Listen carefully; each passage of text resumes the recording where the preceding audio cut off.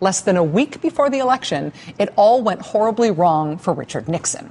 Because less than a week before the election, it was 5 nights before Election Day, on Halloween night, 1968, the Democratic president, LBJ, went on TV in a surprise, nationally televised address. He made a surprise announcement that peace was at hand. The communist side, the North Vietnamese side, was going to make major concessions at peace talks. The U.S. anticipating that the other side, the South Vietnamese, were going to agree to a deal based on those concessions. Peace was at hand. The terms were all set. Peace was at hand. In recognition of the fact that peace was about to be declared, the United States would step back right away and stop all military operations in Vietnam. LBJ said that on a Thursday night. The election was going to be the following Tuesday. Turns out the Democrats do know how to end this war that the country hated.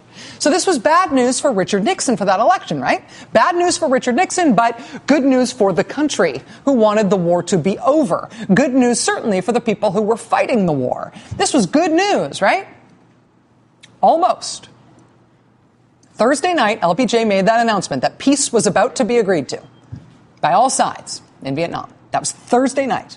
By Saturday morning, never mind. Deal was off. Peace was not at hand because the South Vietnamese side had decided actually it didn't want the deal. In fact, they didn't even want to talk about a deal. They pulled out of the peace talks. And so the war was back on. What happened? What happened between Thursday and Saturday? Now we know. Hello. Good morning, Mr. President. How are you, my friend? Good about it. Well, I've got one this morning that's pretty rough for you. We have found that our friend, the Republican nominee, our California friend, has been playing on the outskirts with our enemies and our friends both. He's been doing it through rather subterranean sources here. And he has been saying to the Allies that you're going to get sold out.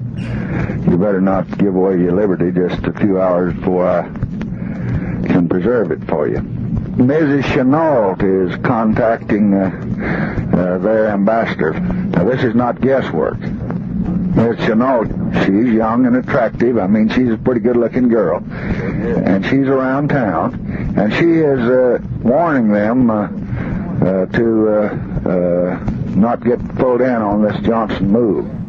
President Lyndon B. Johnson, 1968, Saturday morning, November 1st, explaining to Senator Richard Russell what had gone wrong with this peace deal that everybody thought was going to end the war. I mean, LBJ had been so sure this was going to end the war that he went on TV Thursday night and told the country the war was going to end. Peace was at hand. The reason peace did not happen, is what he was explaining on the phone, is that the Republican nominee for president that year, Richard Nixon, had intervened in the peace talks to blow them up. He used an intermediary who was involved in the talks to approach the South Vietnamese side and tell them, don't do it. Approach them and tell them to pull out and not agree to a deal. He told them this deal being worked out by LBJ, this whole deal to end the war, these peace talks in Paris, is not going to be a good deal for them.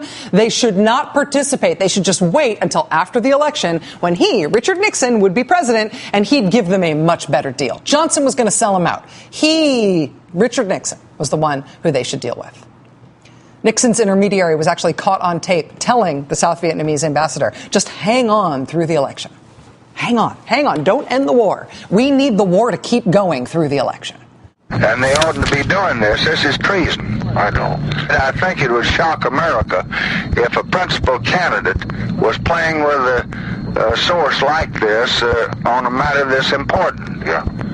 Now, why didn't LBJ say anything publicly?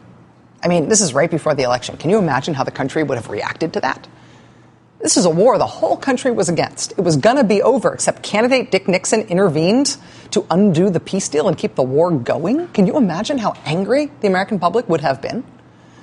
But LBJ did not say anything publicly at the time because he thought that he couldn't. And the reason he thought he couldn't is because of the way he found out what Nixon had done. The FBI illegally wiretapped the phones of the South Vietnamese ambassador. That's how we knew.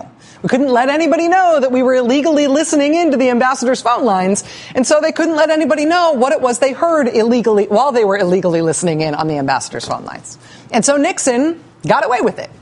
And the October surprise, the Halloween night surprise that the Democrats' war was ending right before the election, that October surprise ended up getting undone. The war did keep going, and anybody who was anti-war in the country really did have no reason at all to vote for a Democrat. The racist right-wing guy peeled off 13% of the Democratic vote on the other side of the Democratic coalition.